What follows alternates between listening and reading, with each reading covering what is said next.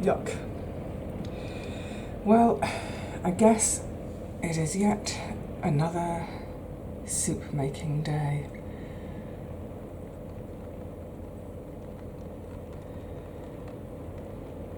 Isn't that tree gorgeous? Look at that shock of colour. Oh, it's tipping down. You can see in the roof there, it's well and truly tipping down. Every now and again there's a burst of, it's really, really heavy, and gosh, the noise in here under the roof. But I'm cosy, I'm dry. So yeah, I think it's going to be a soup making day. Well, not just soup. I will make soup and I will get on with other things too.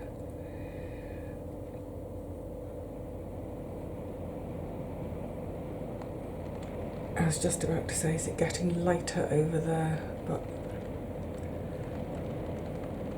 no, I don't think so. Oh, goodness me.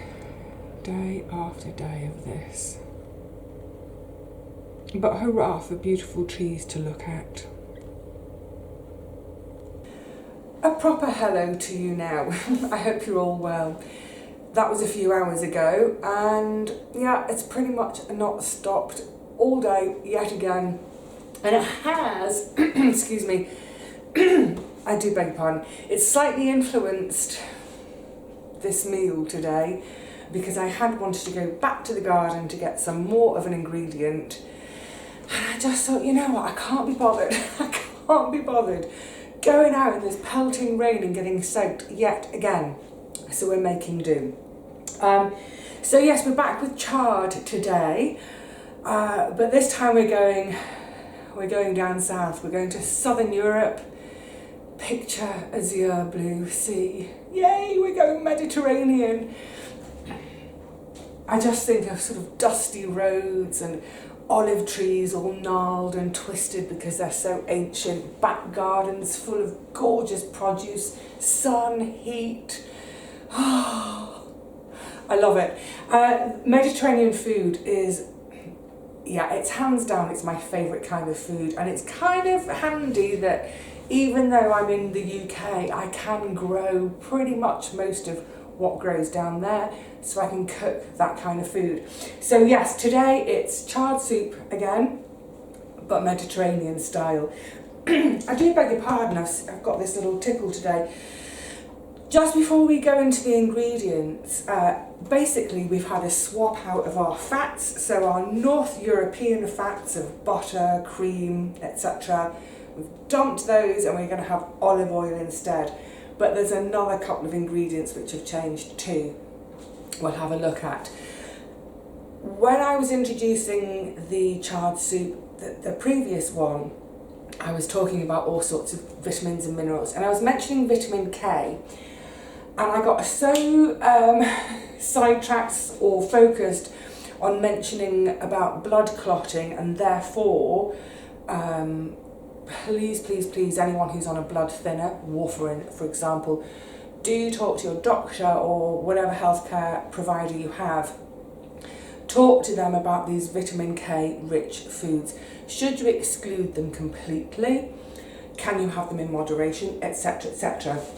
But because I wanted to give that warning, I forgot to mention a really important thing about vitamin K, and that's our bone health. Because the vitamin K actually helps us keep calcium in our bones rather than ending up with the calcium in our bloodstream. Because too high calcium in our blood is not good. Hypercalcemia, it's not good. And for example, I actually take a vitamin K supplement every day because I take vitamin D every day. And I take the vitamin D, I take a high dose vitamin D. I have to take it all through the year, summer, even when I'm getting tons of sunshine, and winter, because apparently my body just will not make vitamin D. So I take my high dose vitamin D. The reason I take the vitamin K is because the vitamin D can increase my blood calcium. Again, it can be dangerous if it gets too high. So I take my vitamin K to hopefully, you know, keep that calcium locked in my bones. So yeah, chard, great for your bone health too. Right, shall we have a look at these lovely ingredients? Yay, come on. Whoa, straight away, look at those gorgeous colours. So I have, as you can see, tomatoes. This is the equivalent of a tin can, so about 450 grams.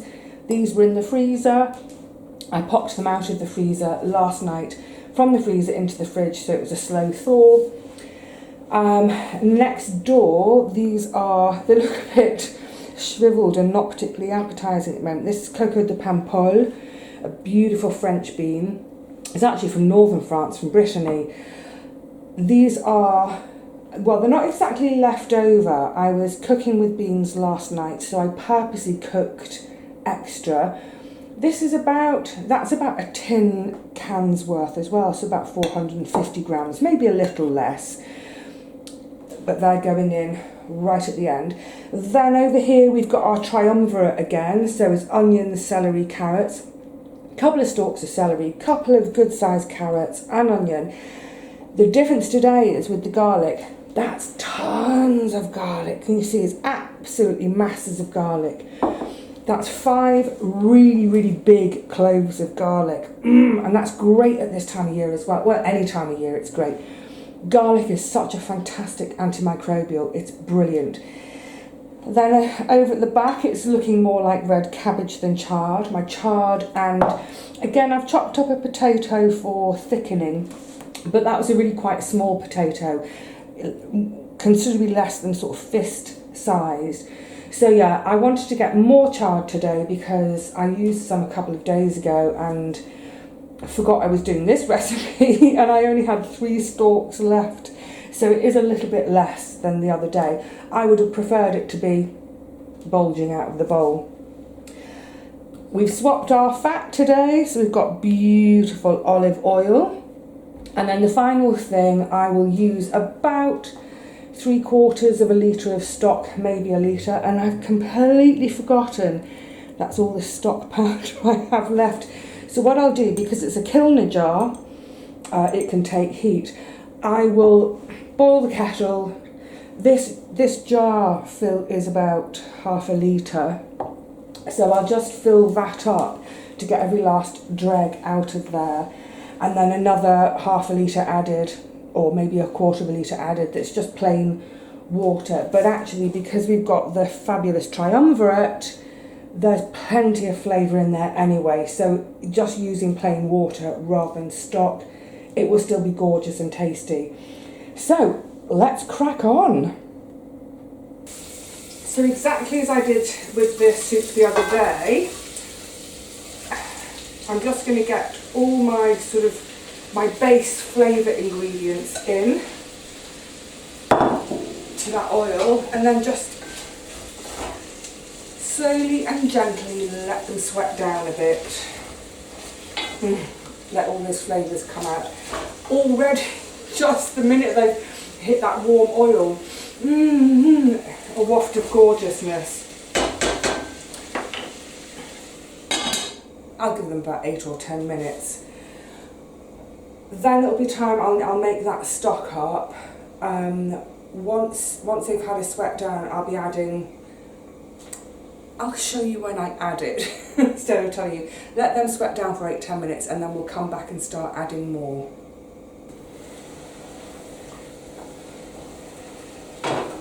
Good, it's all softened down. Okay, so time to add the spod. Like I said, it's a bit of a small, considerably smaller than that other one the other day, so this is more like just 1 potato. And all the chard. And tomatoes, yum yum yum.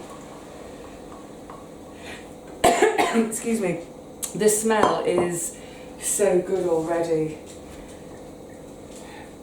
I mean, garlic, it's garlic, isn't it? It's such a gorgeous, gorgeous veg in anything. Get those all scrambled together a bit. in with the stock. I took it out of the cooler jar, dipped it into here, added a bit more. So it's barely a stock. How much is that? That's about 800 mils. Do we need it all? Maybe another 100 mils. It's about 700 mils. Obviously, it doesn't need quite as much stock as the other recipe because those tomatoes are so much liquid. Right, I'm going to bring that to the simmer. Let it simmer for 15 minutes or so. It won't take long because I've actually chopped everything quite a bit finer today. So we're not adding the beans at this stage. The beans are cooked already. They can go in at the last minute and just warm through after I've blended as well. But we'll have a look before it's blended so you can get an idea of what it's like if you want to leave it chunky. But for now, I'm going to leave it alone, 15 minutes. Go sit down, write a letter, read a chapter of a book, do something else, just 15 minutes. The simmer time is done. Oh, I just thought I'd give you a quick look at how it looks while it's still chunky. Just pop the lid down a second because I know that some of you prefer chunky than blended. Oh, that's weird, I'm stirring left-handed. Gorgeous, what beautiful colour as well. Just while we're here, to mention as well, I use cast iron cookware. And because it's cast iron, it holds its heat, it's really great at holding its heat. If it's a 15-minute simmer time, well, I'll turn it off after 12 minutes. Generally speaking, I turn it off 3, 5, sometimes 10 minutes before the end of cooking time. If it's an hour long cook, I'll turn it off 10 minutes before the end because the cast iron heat with the cast iron pan with the lid on really keeps the heat in and it keeps it cooking. This pan, I know people ask me, so I thought I'd mention it today. Where did I get it? It actually came originally from Sainsbury's, of all places. It's just, oh, sorry, anyone who's allergic to that scraping sound. Yeah, it came originally from Sainsbury's. So I also have Le Creuset cookware, but my Le Creuset pan is 1.5 litres. This one is 2 litres, and I generally go for the bigger one. So I got this about 20 years ago. I was trying to remember. It's kind of around the time I moved into this flat. So yeah, it's about 20 years ago that I bought it, and it was 20 quid. So around at that same sort of time, this same sort of size in Le Creuset was £40. So it's half the price of Le Creuset, but does exactly the same as good as job. You know, 20 years, and it gets used. I mean, it's my go-to pan. It gets used goodness knows how many times every week, week in, week out. It's been brilliant. And the thing is, as far as I know, Sainsbury's, so this is a UK shop, sorry for anyone outside the UK, but Sainsbury's still sell them. So yeah, if you're looking for some cast iron cookware and you can't afford Le Creuset, yeah, Sainsbury's own, brilliant value. Now, back to the cooking. I'm going to blend this now, because I like my soups blended, as you all know by now. If you don't want it blended, this would be the time to put your beans in, so long as they're beans you've already cooked. So you've either had dried beans, which you've boiled, they can go straight in, or if perhaps like mine were in the freezer, you could have put those in sort of 10-15 minutes ago. Bear in mind that putting them in from the freezer is going to reduce the heat, so you're going to have to bring it back up. I'm gesticulating with my oven mitt. Hello. Yeah, the frozen ones will bring the cooking temperature down, so you have to bring it back up to the simmer. But I'm going to blend mine and then add my beans. Do please hang around for a little bit, for just a few minutes longer, because once this is blended and the beans are in, I'm going to have a little chow down on it, but also I'm going to have a quick chat. I'm going to try and keep it quick a quick chat about actually growing chard. Some of my little hints and tips, what's worked for me over the years, because I've had quite a few people saying to me that they just cannot grow chard for love nor money. So I'm going to share with you what I do, and hopefully that will be of help to some of you. But in the meantime, I'm going to get whizzing. And there we have it, the blended version, now with beans in. Oh, I can't wait to have a bowl of this. So I'm going to serve up, and then let's sit down and have a little chat about growing, but also there was something else I wanted to mention. Oh yeah, variations on time of year. So yeah, let's have a sit and a chat. I've had a couple of spoonfuls, but I'm going to scoff off camera this time. It's really lovely, absolutely gorgeous, and it will be a lovely, lovely winter warmer anytime through this winter, with that gorgeous sense of the med, with those tomatoes and the garlic. I've made it really garlicky. I love that. Just to say though, take the potato out if you're a bit carb conscious, or you know, if I was making this in, say, the spring when the chard will still be on the go, or if it was this year at the end, towards the sort of end of summer. I do have soup in the summer. If it was towards the end of the summer, I would omit the potato completely. So it's much more of it's just tomato and chard basically, and then the beans at the end. Just a lighter soup, but you know, we're getting into winter. I like a thick soup. So yeah, just play around with it. If you're a bit carb conscious, maybe stick a sweet potato in instead of a potato. Also, that kind of combination of tomatoes and chard and beans, it's an absolutely fab combination. Tomatoes, brassicas and beans, another really fab combination. And quite often what I'll do, I think I put it on the last chard video, I haven't done it this winter because I'm not putting the oven on, but a sort of a version of gigantis plaki, which is the Greek bean. What is it? How would you describe gigantis plaki? It's Greek beans and tomatoes basically, but then I bake it with chard in the oven, and it's gorgeous. Best eaten warm rather than hot, but it works beautifully the next day cold if you're a lunchbox person, if you're taking lunches to work. So with what I've just made now, without any stock and without the potato, just focusing on, say, the tomatoes and onions, garlic, what have you, quite often I'll do a similar thing, but really reduce so that tomatoes really thick so it becomes a sauce. But again, with the chard or brassicas, any kind of brassica, kale, whatever it is, and the beans really reduced, and then it makes a really yummy pasta sauce. Or sometimes I'll have that, but I'll have it, you know, in a baked potato or with some rice or whatever it is. Yeah, it's tomatoes and chard and beans is a gorgeous combination. Or substitute the chard for a brassica of choice. Great. Now, in terms of, I'm racing. I wanted to make it a shorter one today. Just in terms of growing the chard, I've heard folk having various degrees of success. So this is what I do. Start them from, it depends on your last frost date, but I've started mine in the past sort of towards the end of March, beginning of April. It's generally April and May that I start mine. And I have in the past sown the seed direct into the ground where it's going to grow. That can be a little bit hit and miss, and also being in the open ground, I find that they're more susceptible to slug damage. What I've done for the last 3-4 years, I think, is exclusively start them off in modules.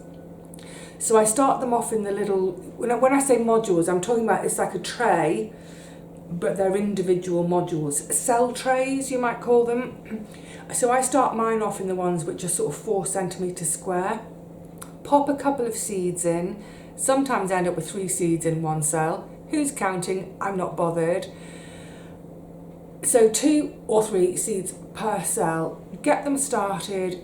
Depending on where you are, you might want to start them under glass. And when I say under glass, I'm not talking about a heated greenhouse or heated propagator or anything like that.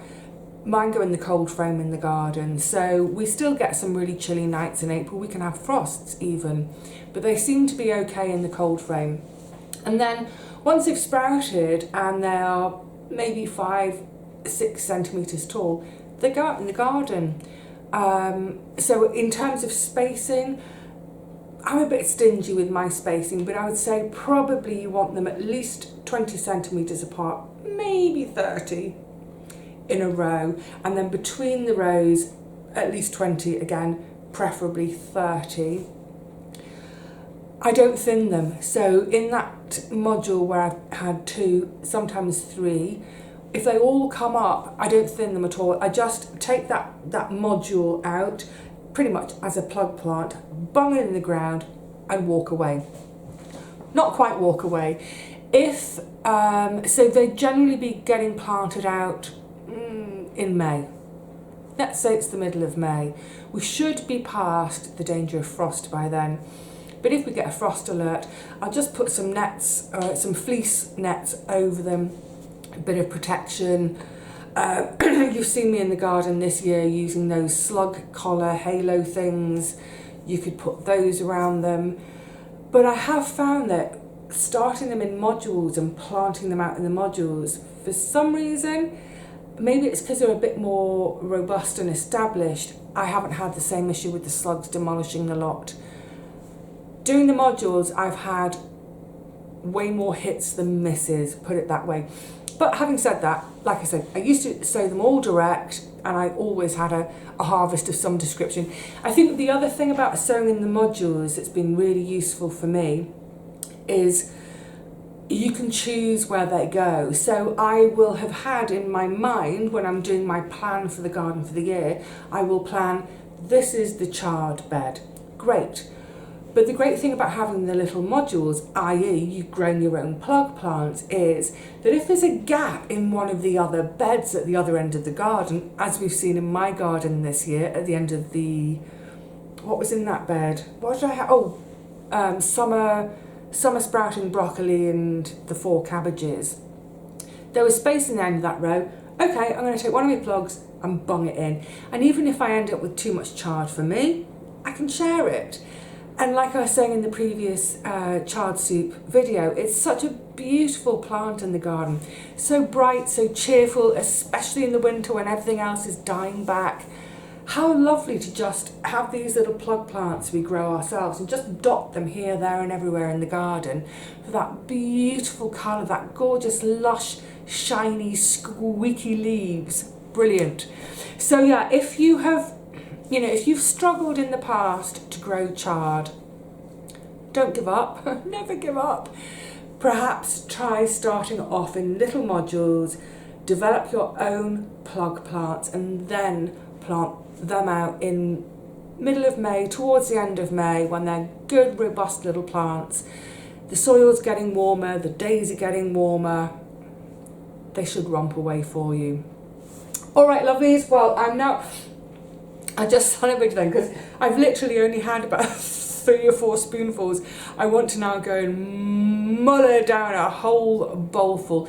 And the thing about the beans is it's a lovely little extra, and of course it's a bit of protein too. I mean, obviously there's protein in all the veg, but there's more in the beans. So that's a joyous addition, and it will make a lovely, it'll make a lovely lunch for me tomorrow. I'm going to check the weather forecast again. If it's dry, I'll go to the garden. If it's wet, I'll do something at home and I'll have a lovely Mediterranean chard soup for my lunch. All right, lovelies, thanks for hanging out with me in the kitchen today. I will hopefully see you all really soon. Until then, happy harvesting, happy cooking with your produce. Look after yourselves. Cheerio.